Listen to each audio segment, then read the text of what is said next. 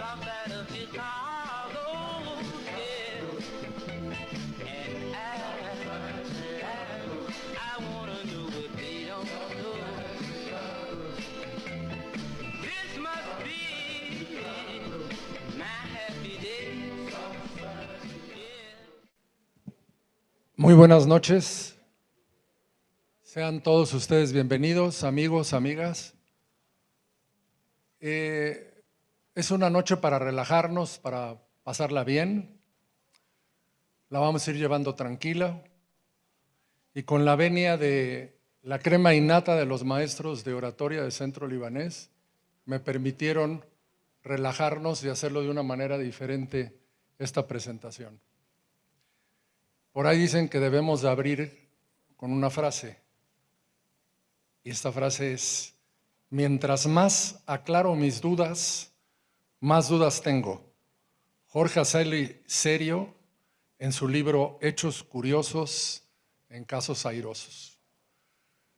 Diario nos vemos, mi primo querido y yo, y en el gimnasio, hace algunos días me invita a la presentación de este libro a participar. Le dije: primo, yo ya estoy retirado, ya estoy muy visto, pero se trata de mi primo y no le pude decir que no. Y me entrega el libro y le digo: primo, me cuesta mucho trabajo leer los libros. Dice: no lo tienes que leer, tú nada más vas a presentar. ¿Pero qué creen? Tuve que leer abrir el libro por lo menos, porque iba a ser la presentación del libro, y me encantó, porque es una maravilla, está muy ligero, pero de eso no voy a hablar. De eso tenemos a todos estos invitados para que hablen. La verdad de las cosas que admiro mucho a mi primo, acaba de cumplir 80 años y para mí es un ejemplo de vida, es un ejemplo de persona. Parece que tiene 60, 65. Está bien, primo, vamos. Muy bien, la verdad es que lo quiero mucho, es parte de mi familia y aquí está gran parte de la familia de Jorge, amigos muy cercanos que lo queremos mucho. Y vamos para adelante. Los voy a presentar a los que forman parte del Presidium en el tiempo que van a hablar cada uno de ellos. En primer lugar, y a nombre del presidente del Consejo Directivo del Centro Libanés, Jorge Serio Salomón, que tuvo un problemita y gracias a Dios va saliendo bien, nos acompaña la consejera del Consejo Directivo, Marius Curi Murad, a quien le pedimos que tome el uso de la palabra.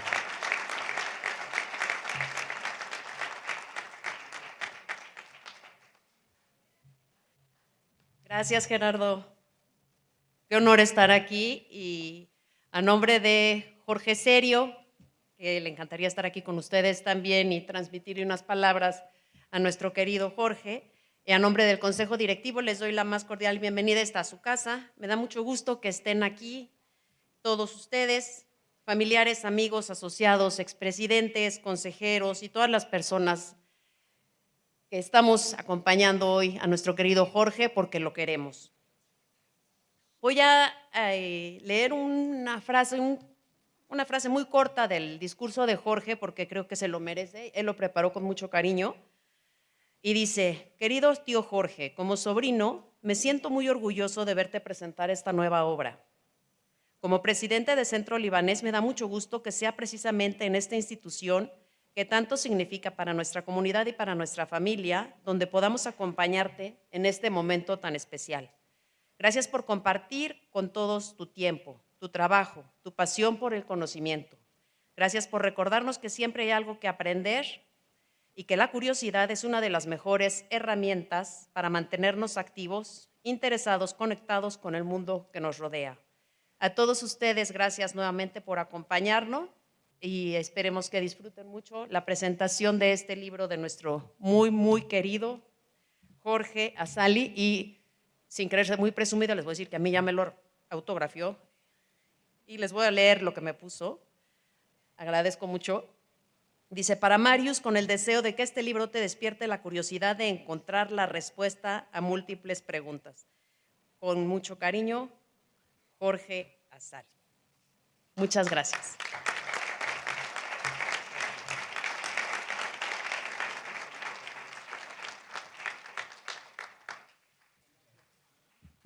Gracias, mi Marius, y gracias por adornar la mesa.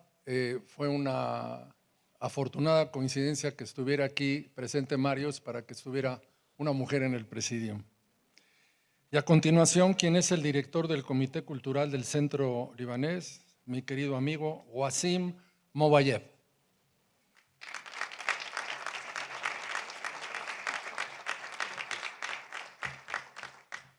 Gracias, Gerardo. Bueno, buenas noches a todos.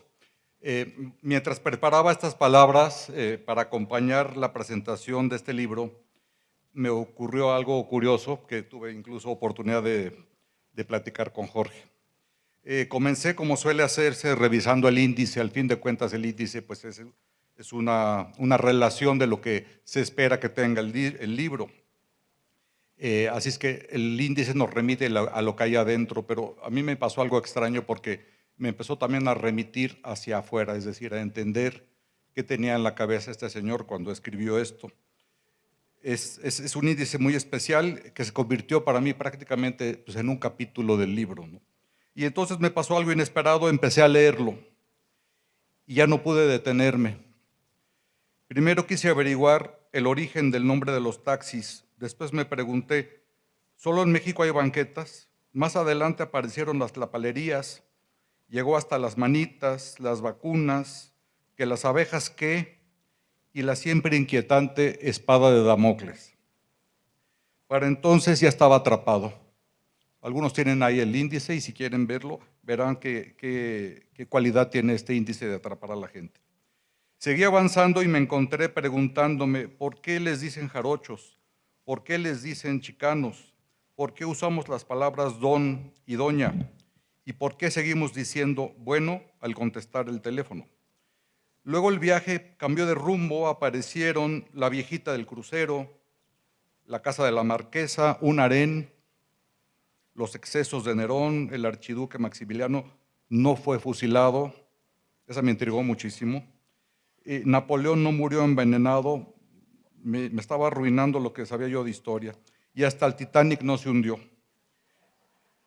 Pero el recorrido no terminaba ahí. De pronto el libro dejaba atrás emperadores, barcos y leyendas para detenerse en algo todavía más cercano. Las palabras y las expresiones que usamos todos los días. Ahí aparecían refranes, dichos y frases populares que repetimos casi sin pensar, pero que encierran siglos de experiencia, historia y sabiduría acumulada. Y cuando pensé que había llegado al final, el libro me llevó todavía más lejos. Primero hacia las palabras, luego hacia los refranes, después hacia la historia de la tierra y finalmente hacia el universo. Como si Jorge hubiera decidido que ninguna pregunta era demasiado pequeña y ningún tema demasiado grande para despertar nuestra curiosidad. Entonces comprendí algo. El verdadero protagonista de este libro no son los taxis, ni Maximiliano, ni Napoleón, ni el Titanic. El verdadero protagonista es la curiosidad.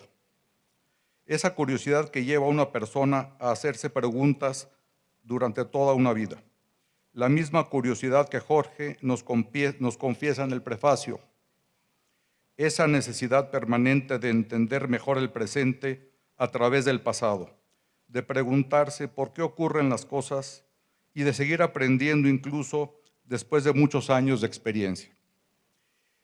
Y quiero aquí detenerme un minuto para hablar de una cosa, una nota personal. Mucho antes de tener cualquier responsabilidad, hablo de mí, dentro de la asociación Premio Biblos, yo buscaba a Jorge para pedirle que fuera maestro de ceremonias de nuestros eventos, de los eventos de la asociación. Siempre recibía la misma respuesta. Cuando seas presidente del Premio Biblos, yo seré el maestro de ceremonias de tus eventos. La vida quiso que yo llegara a la presidencia de la asociación, pero también quiso que diversas circunstancias impidieran que pudiéramos compartir aquellos eventos de la manera en que ambos imaginábamos.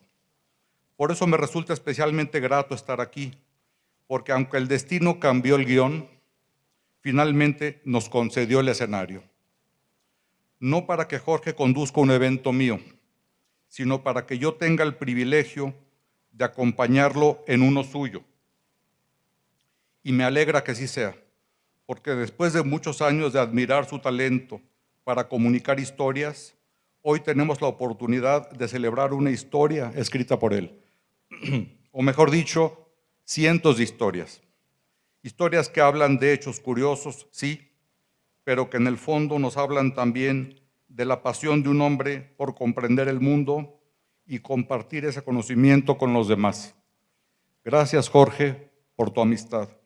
Y gracias por recordarnos a través de estas páginas que la curiosidad sigue siendo una de las formas más nobles de la inteligencia. Muchas gracias.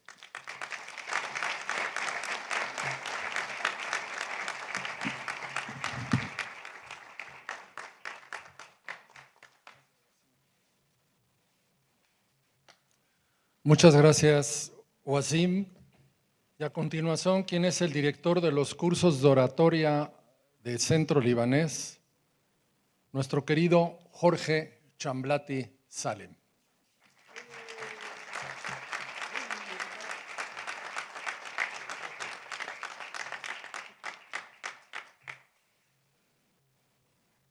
Muchas gracias, Gerardo. Aunque no tomó bien el curso de oratoria y no sabe presentar, la verdad lo hace muy bien.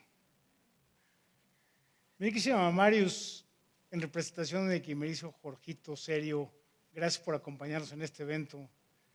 Un saludo especial al autor del libro, que no solo es curioso, sino que también es un gran maestro, porque él fue mi maestro y en estas danzas de la oratoria.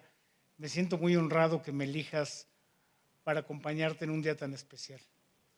Queridos compañeros de esta mesa, sin duda engalanan y sus conceptos van a ser más inteligentes que los míos, de eso estoy seguro. Al que madruga Dios lo ayuda, pero por el contrario, no por mucho madrugar amanece más temprano. Estos dos pequeños ejemplos de refranes que contiene esta gran obra son el vivo reflejo de una sabiduría popular. En hechos curiosos, casos airosos, encontramos un cúmulo de información acerca de cultura, tanto occidental como oriental. Nos envolvemos en hechos que cambiaron la historia del mundo por completo. Dos ejemplitos. El origen del Día de Acción de Gracias, que se celebra el último jueves de noviembre por instrucciones de Abraham Lincoln, pero que su origen fue la reunión en Massachusetts de los Pilgrims y los nativos Wampanoag, un día que unos enseñaron a los otros la siembra y los otros compartieron el alimento. Y ese día por fin dieron gracias por haberse encontrado. Y el otro que es realmente fascinante es el cambio del calendario del bizantino al gregoriano en el mundo occidental. Este último, decretada evidentemente por el Papa Gregorio, le quitó algunos días al calendario bizantino. Curiosamente, el 23 de abril, día de San Jorge, ¿verdad, tocayo? Que lo celebramos nosotros con mucho gusto. También se conmemora en muchos países del mundo el Día del Libro. ¿Y por qué se conmemora el Día del Libro? Curiosamente, en el año de 1616, murieron el 23 de abril William Shakespeare y Miguel de Cervantes Saavedra. ¿Pero qué creen? No murieron el mismo día, porque en Inglaterra todavía usaban el calendario bizantino y en España el calendario gregoriano. Aunque lo celebremos el mismo día, yo siempre he dicho que Shakespeare ha de haber muerto por ahí del 6 de mayo. Es el día que mi obispo me festeja por San Jorge. Como estos dos hechos curiosos, podemos encontrar un sinfín de leyendas, creencias y hechos que han simbrado nuestro mundo. Hay historias no comprobadas, como las que ya mencionó Wasim, o como aquella leyenda de que Hitler se escapó a Inglaterra y murió en Argentina. Asimismo, tenemos el origen de las palabras de nuestro idioma, aquellas que no nos enseñaron en la escuela, en las etimologías grecolatinas, sino que las que derivan de las lenguas autóctonas de México, así como la influencia del árabe, francés, italiano, inglés, por mencionar algunos. En lo personal, me llamó la atención las palabras que utilizan en México desde antes del siglo XIX, esas que dicen que usan los chochos. Me permití escribir el siguiente párrafo, que seguramente un hablante de lengua hispana de otra región del mundo no entendería, pero estoy seguro que los presentes sí. Érase un domingo en el pueblo donde el que se sentía el más chicho llamó a Sachichincle. Le ordenó que buscara dónde sería el guateque y que ya que la noche anterior no pudo cotorrear a su gusto.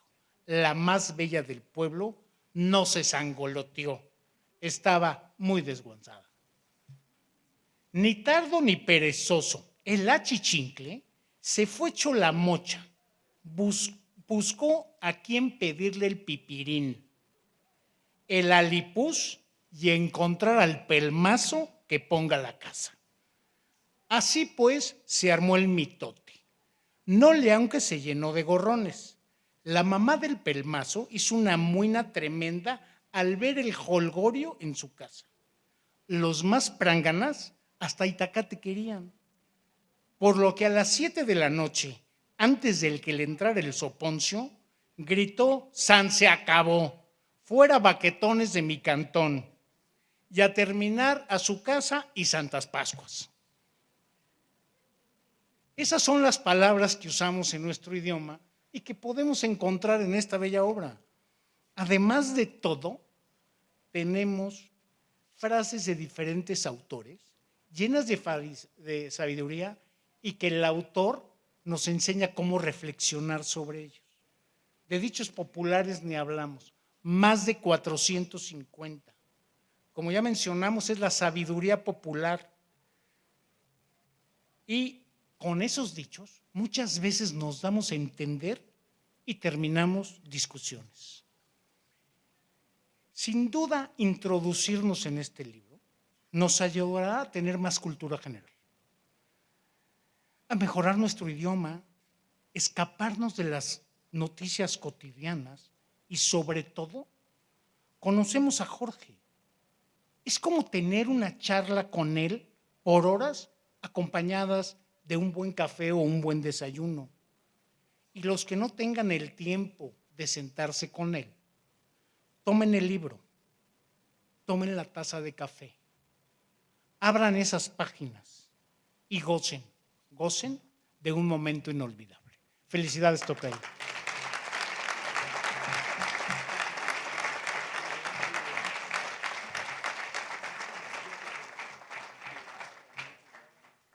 Muy bien, Jorgito. Muchas gracias. A continuación, un distinguido maestro del curso de oratoria Centro Libanés, miembro de nuestra comunidad hace mucho tiempo, un hombre muy querido, don Héctor Said Gabriel.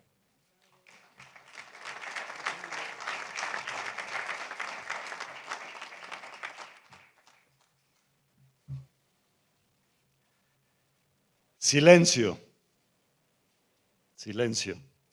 Si estuviéramos en el espacio, en ese vacío, nada de lo que aquí se ha dicho lo hubiéramos podido escuchar. Muchas gracias, Gerardo, por tu presentación.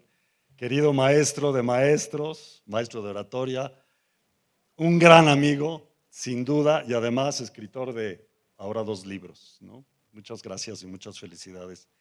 Queridos integrantes de la mesa de honor, amigos que se encuentran hoy disfrutando de esta noche, quiero llevarlos a la 1:30 de la mañana, los invito a mi casa, a 1:30 de la mañana, y yo no podía dejar de leer este libro, no podía. Y estaba verdaderamente curioso y de repente me di cuenta que estaba pensando en voz alta y salían, mira, un dato curioso. Órale, este está bueno.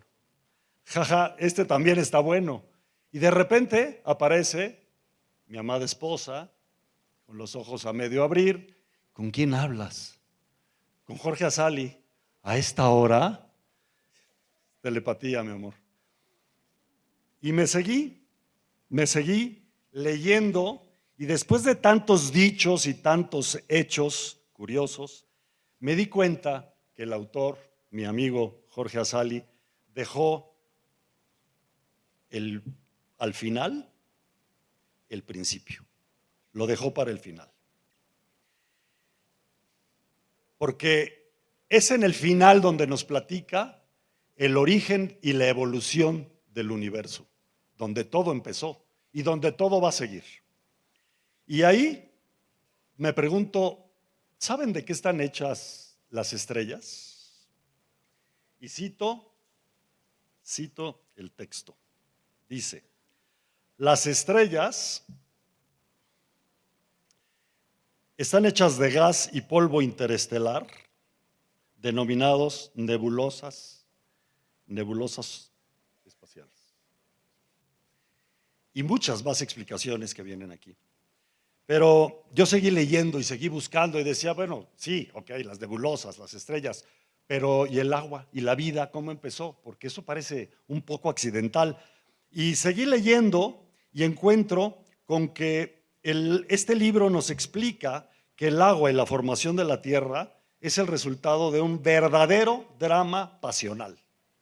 Un montón de golpes, explosiones, volcanes haciendo erupción, meteoritos estrellándose, meteoritos y situaciones y piedras que venían cargadas de hielo. Y esto, cuando se fue ordenando, cuando se fue apagando, generó los acuíferos de la Tierra.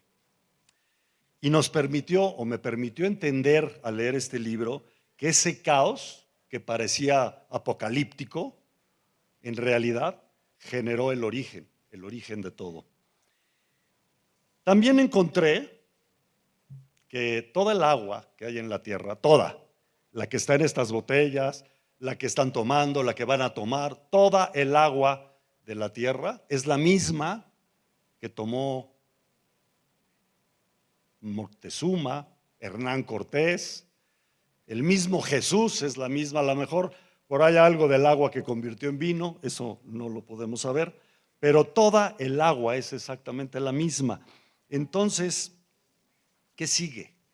Y yo decía, ¿qué sigue? ¿Qué sigue? ¿Qué pasa después de este caos? Por favor, explícame la vida, de dónde viene. Y esa respuesta la volví a encontrar en este libro, en donde leo, cito textual, dice, los humanos estamos hechos de agua y materia compuesta por múltiples elementos físicos y químicos que existen y son para el universo conocidos hasta ahora.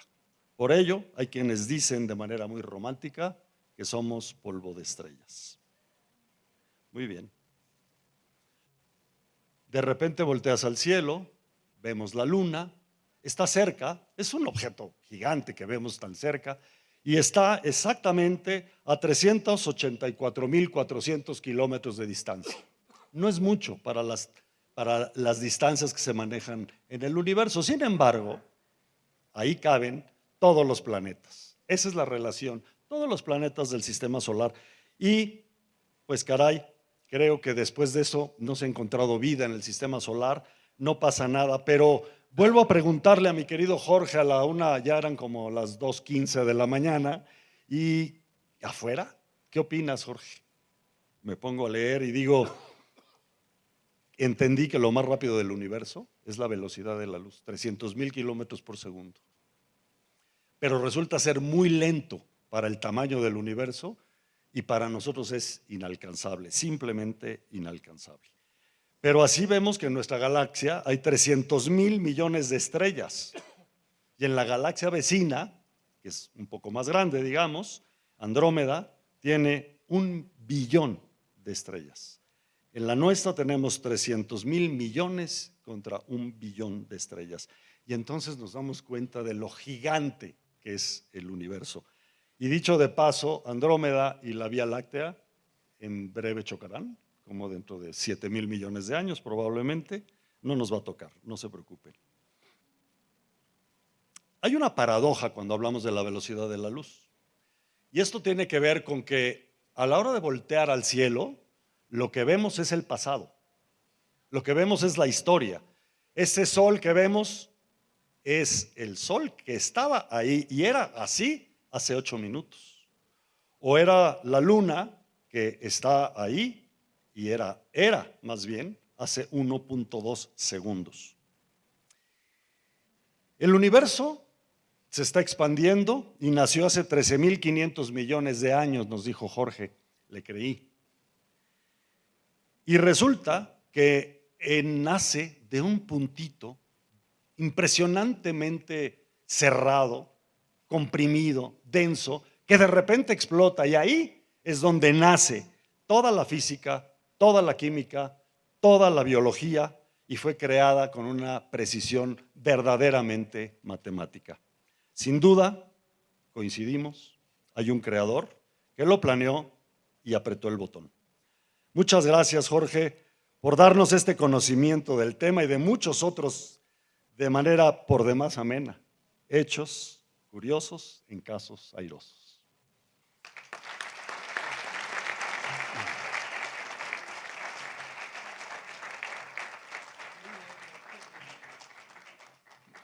Gracias, mi querido Héctor.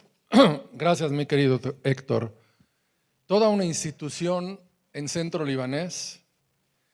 Es nuestro maestro más antiguo de oratoria aquí y es un placer y un gusto tenerlo todavía y tenerlo por muchos años más.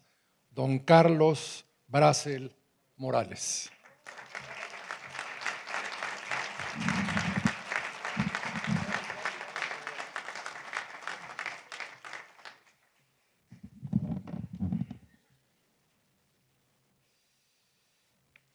Gerardo, muchas gracias. Muy querido Jorge Azali, autor de este fabuloso libro, distinguidos integrantes del Presidium y muy queridos asistentes a este evento. Ya habrán notado que hay en este libro 1001 cosas por descubrir. Yo me voy a concentrar en lo que es la medición del tiempo. Decía San Agustín, si me preguntas qué es el tiempo, no te sé decir. Pero si no me preguntas, sí sé lo que es el tiempo. Para mí el manejo del tiempo ha sido un vicio que obtuve de mi padre, que es la puntualidad. En algunos lugares del mundo es considerada una virtud, pero aquí realmente es algo incómodo, porque se trata de llegar antes que los demás para escuchar todas las excusas, a veces ingeniosas, a veces baladís, de por qué llegan tarde. Pero hay excepciones, y aquí mismo las existen. Los maestros de oratoria en Centro Libanés manejamos muy ampliamente la puntualidad, tanto en nuestras reuniones como en nuestros cursos. Y hoy que tenemos en la mano celulares y relojes de pulsera que miden con gran exactitud el tiempo, pues realmente no hay manera de llegar tarde. Sin embargo, esa precisión nos permite saber exactamente con cuántos minutos y con cuántos segundos llegamos tarde a una reunión. Y regresando la vista al pasado, me pregunto, bueno, ¿y cómo le hacían los romanos, por ejemplo, para establecer una cita a una cierta hora? Y más atrás los griegos. Me imagino a Aristóteles diciendo a sus alumnos, bueno, pues nuestra próxima sesión es el día de mañana a las 10:30. ¿Cómo iban a saber los alumnos de Aristóteles a qué horas eran las 10:30? Pero aquí entra en juego el libro de Jorge, que tiene un capítulo muy interesante sobre la historia de los relojes. Y nos habla del primero de ellos, que fue el reloj solar, que era una varilla vertical que le llamaban gnomón, que proyectaba sombras sobre una superficie plana de divisiones horarias y que permitía saber la hora del día. Claro que si el día estaba nublado, pues Aristóteles iba a esperar a que llegaran sus alumnos quién sabe cuánto. Luego aparecieron los relojes de agua 1600 años antes de Jesucristo en Egipto y Babilonia, que traspasando el agua de un recipiente a otro se calculaba el tiempo que esto duraba. Siguieron los relojes de arena que aparecieron en el siglo VIII antes de Jesucristo, los cuales utilizaban esto de medir el tiempo que tarda un cuerpo de arena fino de pasar entre dos recipientes conectados por un cuello estrecho. Algo que creo muchos de nosotros conocemos, todavía en las cocinas de repente se utiliza ahí para saber el tiempo que hay que colocar el huevo para que quede cocido adecuadamente. Y luego apareció un tipo de reloj que me pareció muy interesante, como nos platica aquí Jorge, que es el reloj de vela, que consistía en una vela diseñada con marcas en el cilindro del cuerpo que indicaban el tiempo transcurrido desde que se encendía hasta el momento en que se cumplía su consumo. Sobre todo para en las noches, pues era muy útil. Esto apareció en la época medieval, sin embargo, nos cuenta el libro que en China ya lo usaban desde el siglo IV. Pasaron después los relojes mecánicos que aparecieron en el siglo XIII, que inicialmente usaban en los monasterios para organizar las oraciones, que funcionaban con pesos, ruedas dentadas y un escape primitivo. No tenían manecillas, funcionaban a base de campanadas. Y un avance muy importante fue el reloj de péndulo, que posee una maquinaria con movimiento uniforme que dio una mayor precisión a las mediciones del tiempo. La construcción del reloj de péndulo data de 1656 por Christian Huygens. Se estima que hasta el año de 1930 estos relojes tuvieron el sistema de cronometraje más preciso. Los relojes de péndulo suelen medir el tiempo que tarda justamente el péndulo en completar una oscilación. Se supone que el péndulo de un extremo a otro tarda un segundo. Más adelante, entre el 1300 y el 1600, nos cuenta el libro, que aparecieron ya los relojes de manecilla para poder ver visualmente la hora sin tener que basarse exclusivamente en las campanadas. Y a partir del siglo XV aparecieron los relojes de bolsillo. Y esto se fue reduciendo en tamaño y se perfeccionaron los relojes de bolsillo, apareciendo incluso los de pulsera. La primera persona que llevó un reloj de pulsera en la muñeca fue el filósofo francés Blaise Pascal, quien se ató un reloj de bolsillo en la muñeca. Y bueno, síguenos hablando de los relojes eléctricos. En 1927 apareció el reloj de cuarzo, que a través de vibraciones del cuarzo permitía establecer el tiempo con gran precisión. En 1912 la Warren Clock Company construyó el primer reloj de pilas y en 1923 aparecieron los relojes automáticos, estos que se dan cuerda con simplemente el movimiento de la muñeca. Como vemos, los relojes han ido avanzando en forma extraordinaria. Hoy en día ya tenemos relojes atómicos con una precisión extraordinaria y los relojes inteligentes que ahora usamos, que además de dar la hora, pues indican aspectos de comunicación, salud, navegación, etcétera. Y termina Jorge en su libro hablando en esta parte del reloj astronómico de Praga, conocido como el Orlov. Existe y todavía está en la torre del Ayuntamiento de la Ciudad Vieja de Praga, en la República Checa. Se instaló en 1410 y es una combinación de arte gótico, ingeniería mecánica, astronomía y simbolismos religiosos y filosóficos. Los invito de veras a que lean la página 41 de este libro, donde nos da una detallada descripción de todas las maravillas que tiene este reloj. Y termina hablándonos de una leyenda con relación a este reloj. Las gentes en Praga estaban muy orgullosas de tener este aparato al que todas partes del mundo iban a ver. Todavía hoy en día es una gran atracción para la ciudad. Y pues los concejales de Praga pues decidieron premiar al constructor, al maestro Janus, dejándolo ciego para que no se le fuera a ocurrir construir un reloj similar en alguna otra ciudad del mundo. Se dice que es una leyenda, pero como se las gastaban en aquel entonces, capaz que resulta cierto. Y bueno, debemos recordar que el tiempo es plenamente equitativo. Todo ser humano tiene exactamente las mismas 24 horas cada día, y de cómo las usamos, pues va a depender quiénes seremos. La recomendación de que aprovechemos realmente creativamente nuestro tiempo, dedicándolo a leer este interesante libro que nos presenta Jorge Azali.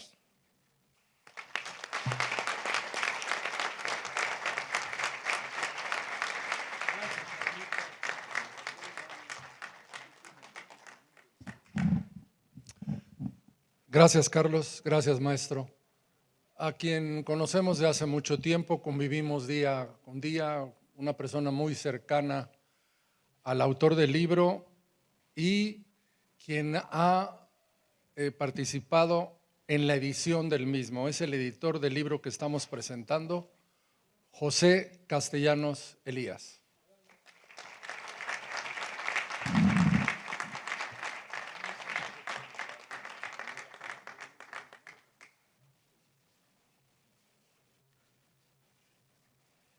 ¿No sienten un cierto olor a incienso? Si seguimos así, vamos a poner a Jorge San Jorge Azali. Entonces, hay que irle bajando tantito. Ahí se oye, ¿verdad? Esto significa que esta tarde abundan los halagos para el libro de Jorge. ¿Se lo merece? Quienes, con el antecedente del halago que recibió por parte de sus hijos, quienes lo describieron como un padre inmaculado. Debo decir que utilizaron un adjetivo muy común, pero contundente. Alguno de ustedes lo usó, el cual de mi casta boca no lo puedo decir, pero lo pueden reproducir en la página 21. Mucho gusto, ¿eh? Tienen un gran padre. La experiencia que tuve acompañando este segundo libro podría resumirlo con un refrán: chango viejo no aprende maroma nueva. Veo a don Jorge, casi San Jorge. En su significado más conocido, este dicho, que no lo tienes, por cierto, Jorge, este dicho señala que a las personas adultas nos resulta difícil cambiar costumbres, modificar hábitos para adquirir habilidades y facilitarnos ciertas tareas. Era abril del 2025 cuando un buen día se acercó Jorgito, emocionado y lleno de entusiasmo, me dio un cheque en la mano y me dijo, con enorme entusiasmo, que ya tenía el libro listo, Hechos curiosos y dichos airosos. Fíjense bien el título, porque terminamos después de casi un año con un título diferente. Así es, Jorgito, así es, Jorgito. Como niño entrenando juguete, 8 meses después me envía el primer borrador. En la imprenta lo trabajamos, lo enviamos con una estructura del libro. Al poco tiempo nos devuelve cambios, correcciones y nuevas ideas. Y así comenzaron también las visitas domiciliarias y un sinfín de llamadas telefónicas que yo recibía con gusto para hacer, entre comillas, un pequeño ajustito.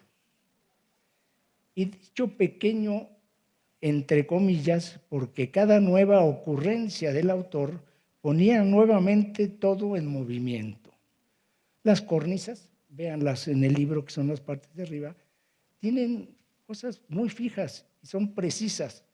Bueno, pues don Jorgito las movía, las cornisas casi temblaban cada vez que surgía una nueva propuesta o una nueva anécdota que quería incorporar don Jorgito.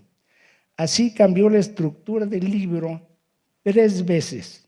Hizo 4 ajustes en el título del libro y en el diseño del forro. No le veíamos el final, Y en su viaje a Las Vegas, ya me imagino a Jorgito en Las Vegas, en el avión, volviendo a modificar su libro.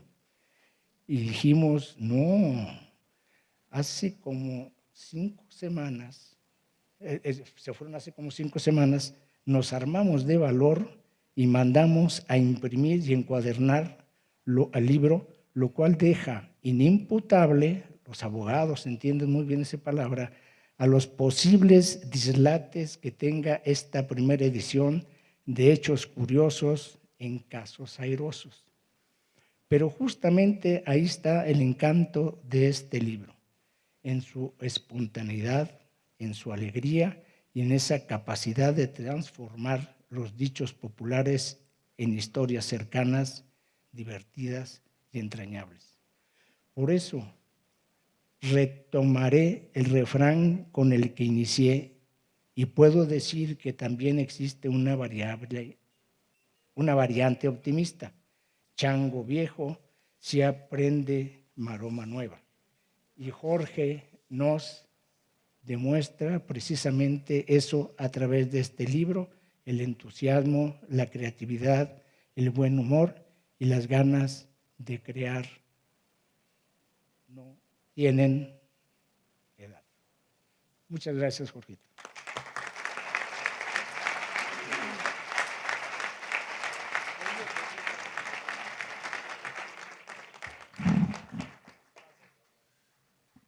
Gracias, mi querido Pepe. Bueno, pues llegó el momento de presentar a ustedes al escritor del libro Hechos curiosos en casos airosos, a nuestro muy querido primo, don Jorge Azali Serio.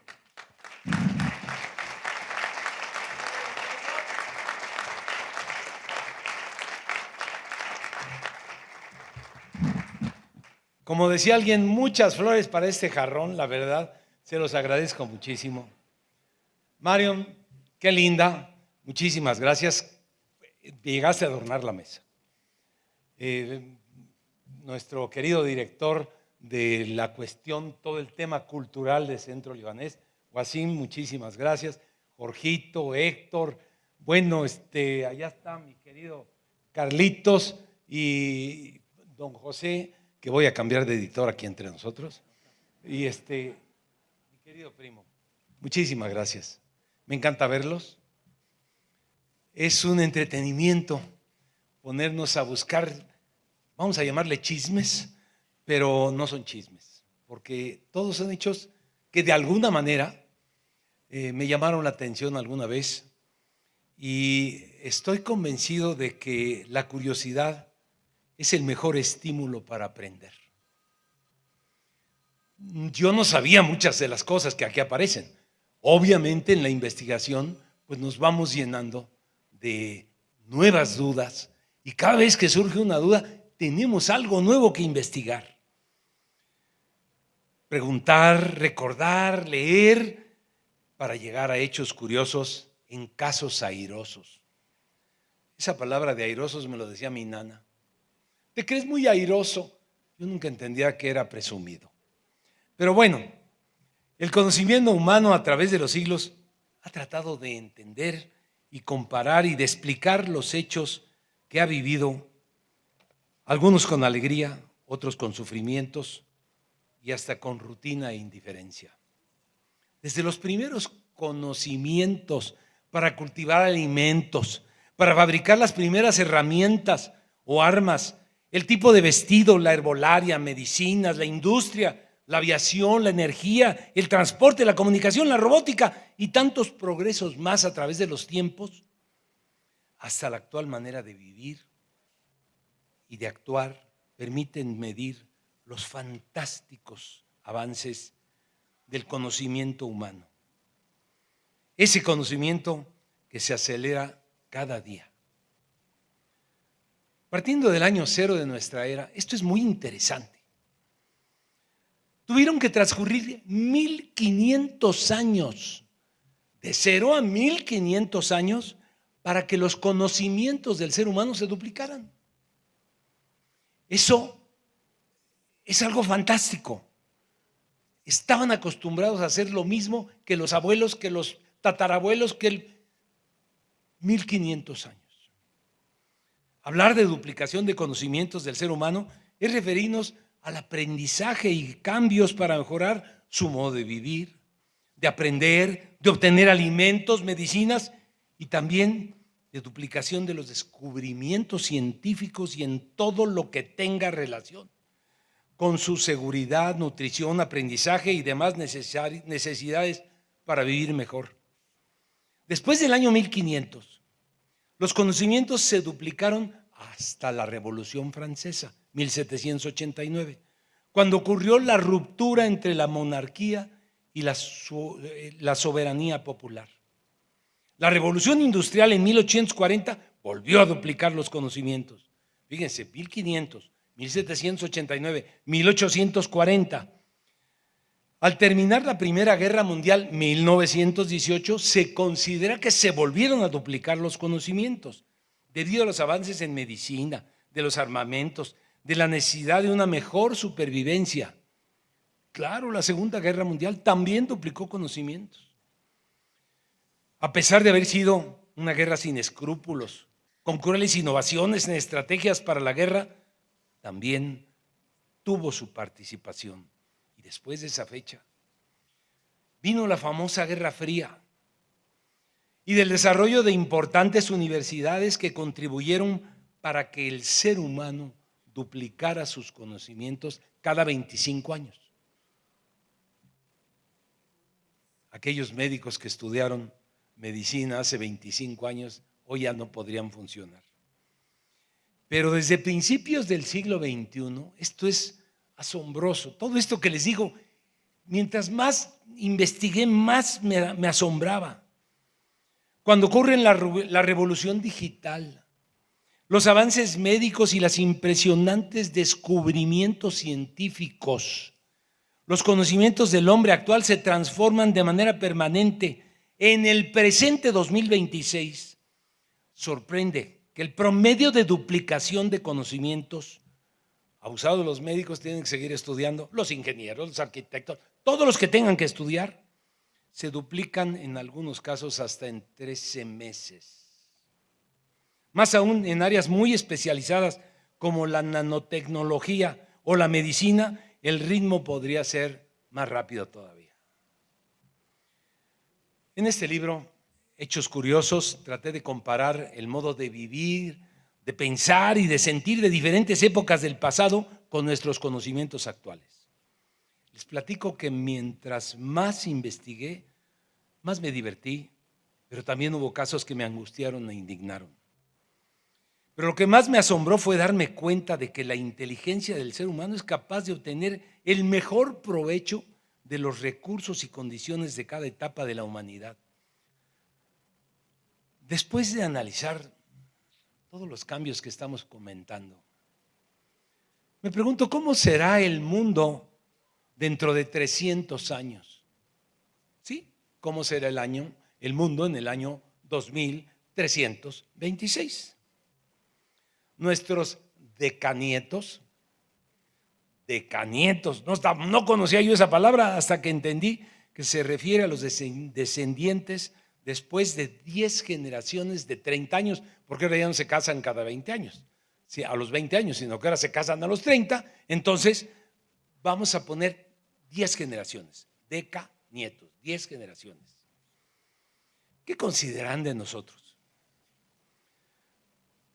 300 años que ellos, antes de que ellos, fuimos parte de la evolución del conocimiento que ellos, a lo mejor ya se les olvidó. ¿Cómo juzgarán nuestros decanietos el modo actuar de pensar, de vivir, de vestir, de comer, de contaminar el planeta, de gobernar, de nuestro uso del petróleo? Ya no habrá, supongo. De la contaminación ambiental, armas, medicinas, transportes y de todo lo demás que nos rodea actualmente. Porque hoy, en este libro, Hechos Curiosos y en Casos Airosos, se analizan diversos por qué del pasado, desde algunos nombres como, ya decía Wasim, los taxis, tlapalerías, vacunas, los jarochos, porque se petateó, porque chupó faros y muchos más.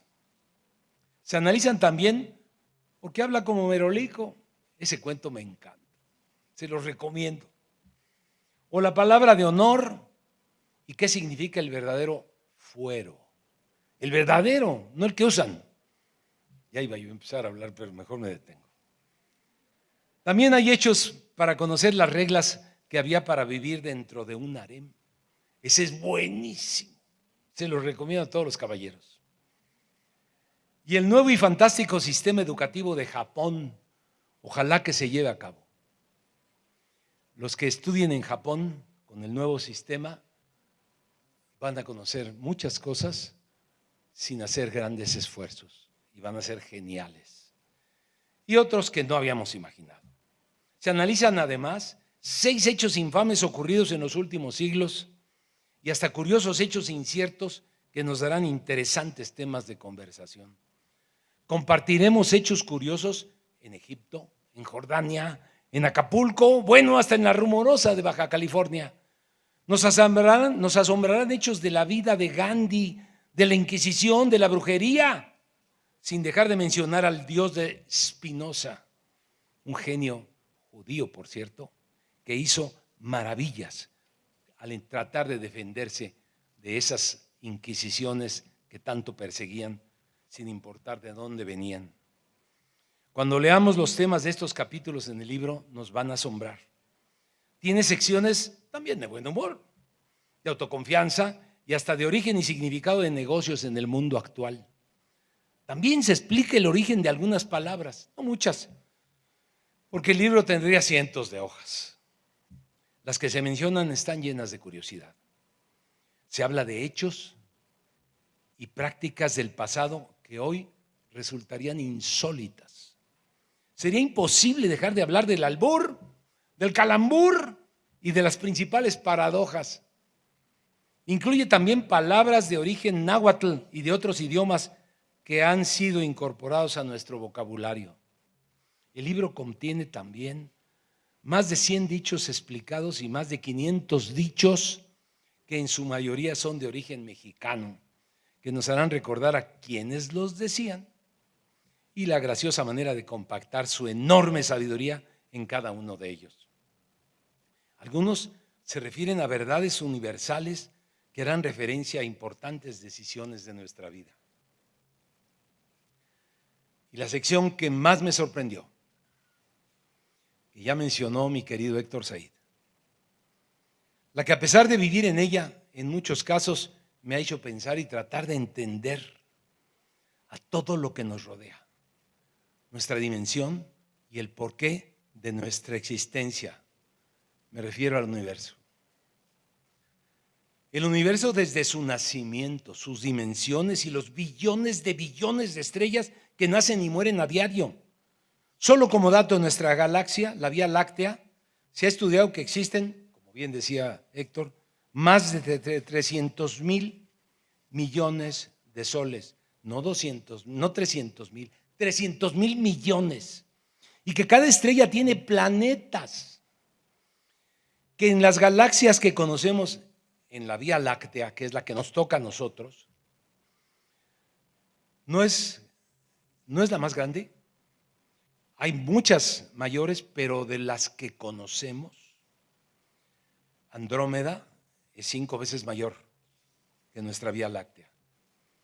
Contiene, como decía bien Héctor, 1,000 millones. Lo que pasa es que ya lo tenía yo escrito a mano y no me lo quiero saltar. Pero este dato no lo habíamos comentado. Dentro de nuestro Sol, nuestro gran planeta Tierra, cabe 1,300,000 veces. Es decir, que somos 1,000,000, que dentro del Sol, el Sol es más grande que nosotros 1,300,000 veces. Esto es asombroso. ¿De qué tamaño somos? Pero lo más interesante es cuando se pare uno en una nube y empiece a ver que tenemos 8,300 millones de habitantes, de los cuales los más guapos están aquí. Pues resulta ser que de qué tamaño somos y qué tenemos.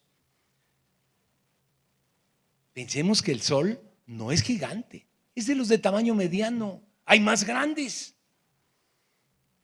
La dimensión de nuestro planeta es pequeñísimo en el universo.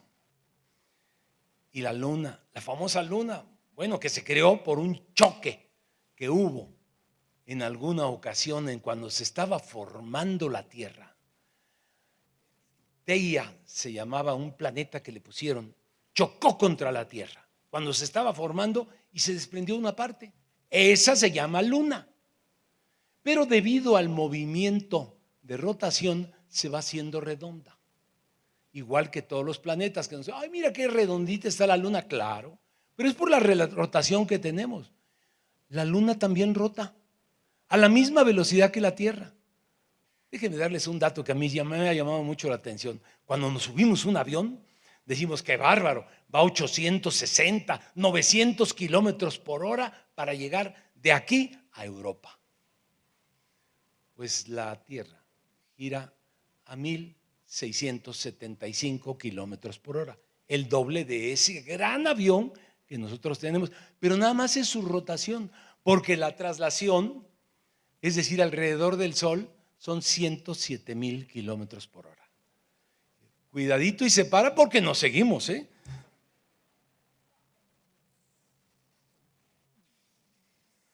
Ya les dije que la Luna cabe 50 veces dentro de la Tierra, no, ¿verdad? Pero ese es el tamaño que tiene.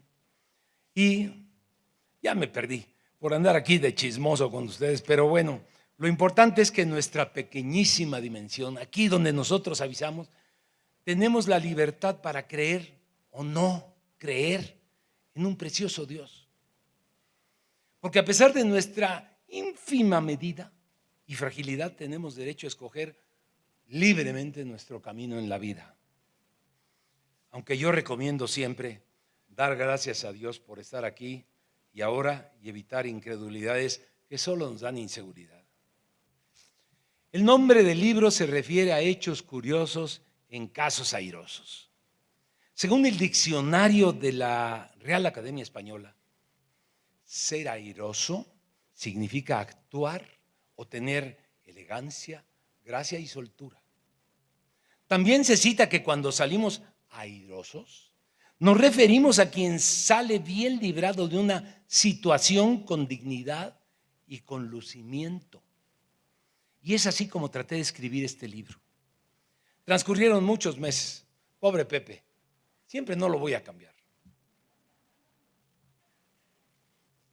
Muchos meses para dar respuesta a múltiples dudas en los temas que se mencionan, dudas que tuvieron respuestas interesantes y algunas novedosas para mí. Todas tuvieron la respuesta o aclaración que mencioné en el libro. Así sucede con algunos retos que se nos presentan en la vida. Al principio parecen enormes murallas hasta que se dispersan cuando decidimos incursionarlos. No debe extrañarnos que después de leer algunos hechos curiosos de este libro respondamos como dijo Cantinflas. ¿Cómo dice que me dijo que dijo? Gracias. Gracias por estar ahora en la presentación de este libro que dará origen a nuevas dudas, preguntas y aclaraciones que servirán para hacer fácil lo difícil y posible lo imposible. Gracias por ser curiosos y crecer mental y espiritualmente al aclarar dudas e historias que incrementen nuestro deseo de seguir viajando en el espacio reservado a quienes trataremos de ser cada día mejores ante nosotros mismos. Y gracias a Centro Libanés, que nos da la oportunidad de compartir nuestras vivencias.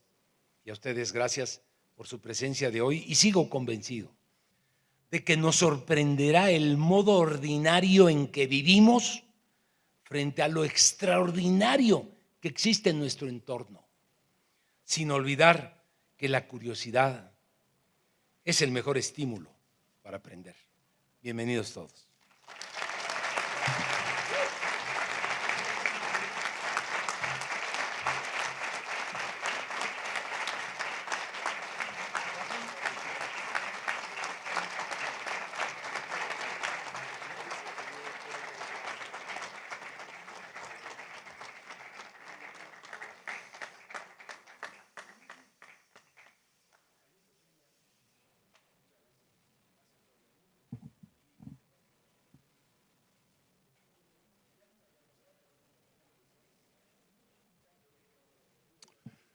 Muchas gracias, primo. Gracias a todos ustedes.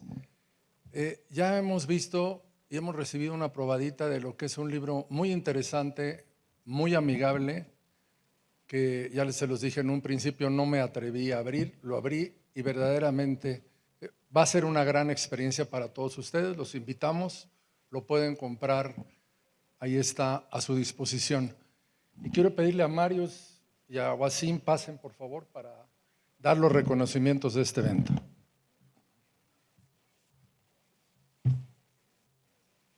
Gracias. Nuestros reconocimientos dicen: el Consejo Directivo de Centro Libanés AC, a través de su Comité Cultural y de Difusión Libanesa, otorgan el presente reconocimiento a cada uno de los que vamos a nombrar ahora por su valiosa participación como presentador en el libro Hechos Curiosos en Casos Airosos.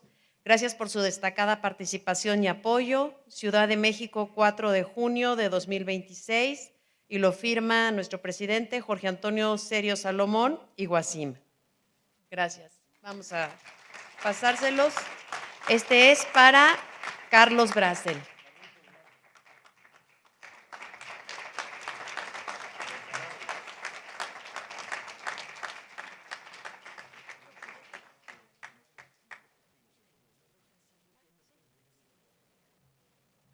Okay. Jorge Chamblati.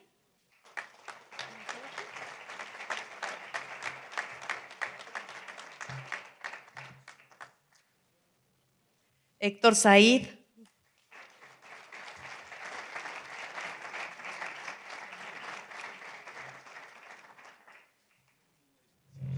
Jorge Castellanos Elías.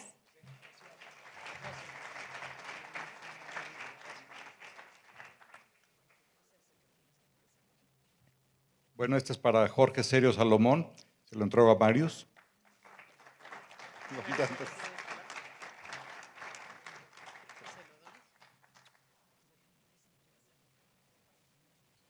Y yo se lo entrego a Wasim, por favor. Y muchas gracias, Wasim.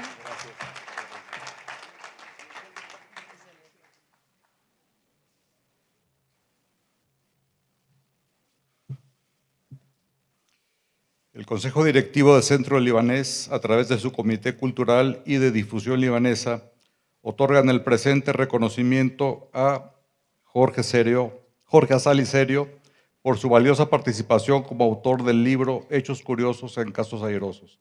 Gracias por compartir tu talento, creatividad y pasión a través de esta obra.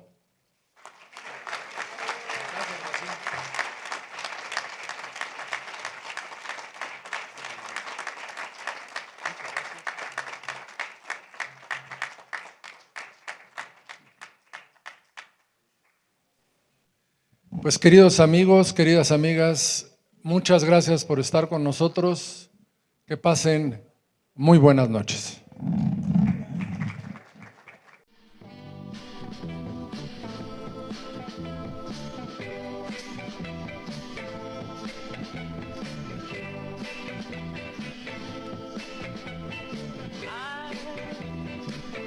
From the south side of Chicago, yeah.